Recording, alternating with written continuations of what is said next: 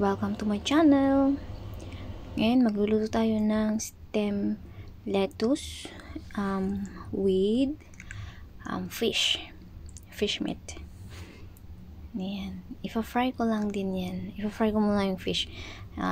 Yung fish, imamarinate ko siya ng ginger juice, salt and pepper. Ayan. And cooking wine para matanggal yung lansa ng isda. And then marinate ko lang siya ng ilang minutes, and then tsaka ko siya i-fry. Yan yung sinasabi kong stem lettuce or celtus in Chinese.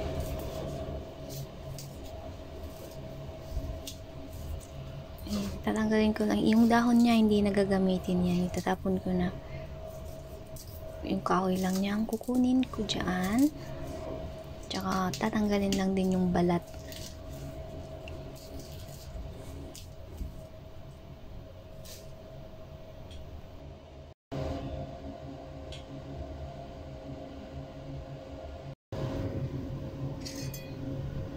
Ayan, babalatan muna natin yan kasi matigas yung balat niya.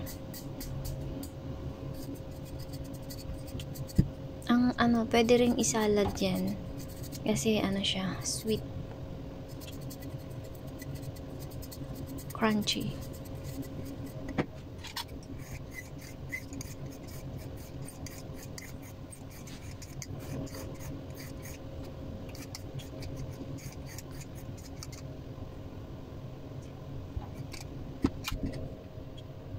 Soon gagawa ako ng ganyan na may jellyfish na salad.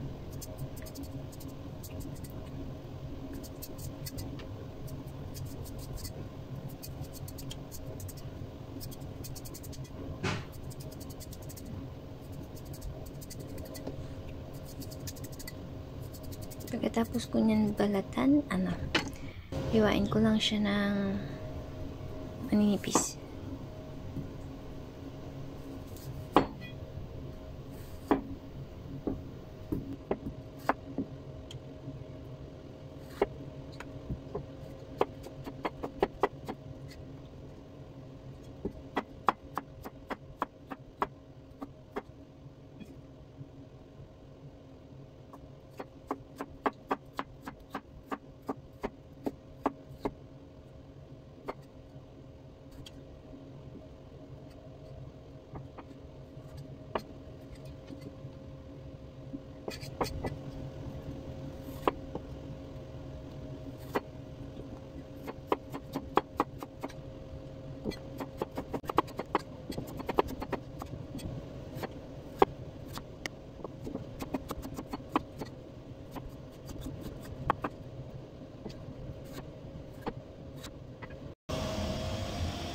Ayan, i-blanch ko lang. Blanch ko na para mabilis ang gisa na lang mamaya pag igisa. Kasi naluto na yung isda, kaya mabilis ang fry lang yung gagawin na lang pagka lulutuin na.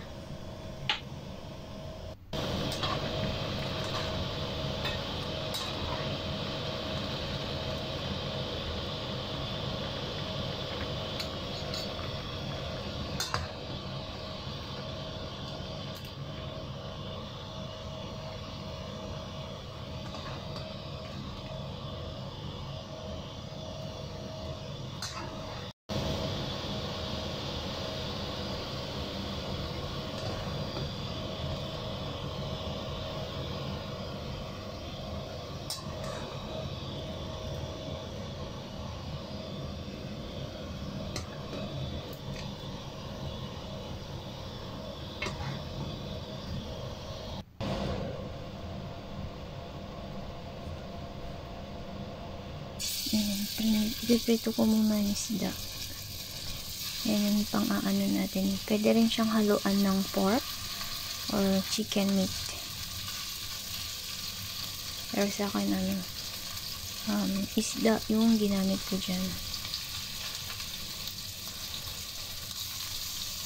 Prinito ko lang yan hanggang mag golden brown.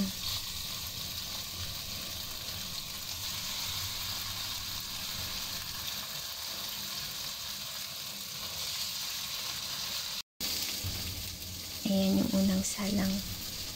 Unang naprito ko. Tapos yan yung may buto-buto. Kasi yung part na nabili ko is yung parang sa may malapit sa ulo ng isda. Kaya yung iba may buto.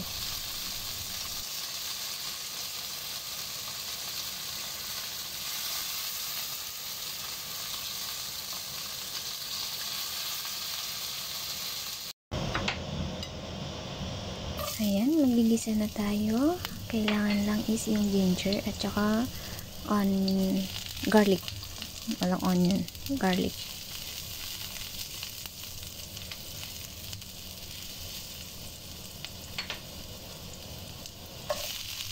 Then, ilagay na yung isda. And then, naglagay din ako ng cooking wine dyan. And then, ang seasoning lang niya is oyster sauce, konting toyo, at saka black pepper, salt. Kung medyo maalat, gusto nyo medyo maalat, pwede kayo maglagay ng salt. Naglagay din ako ng chicken broth para lumabas yung lasa ng isda.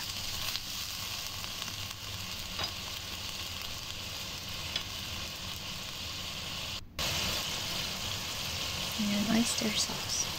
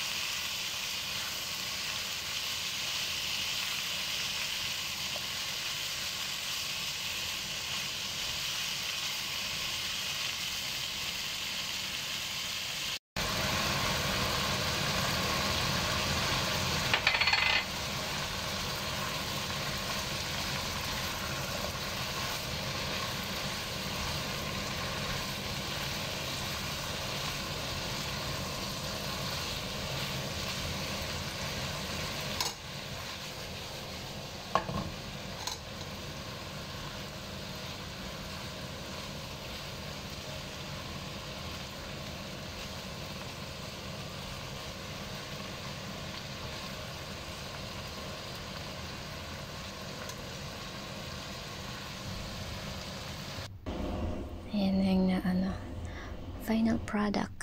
Thank you for watching. See you on my next vlog.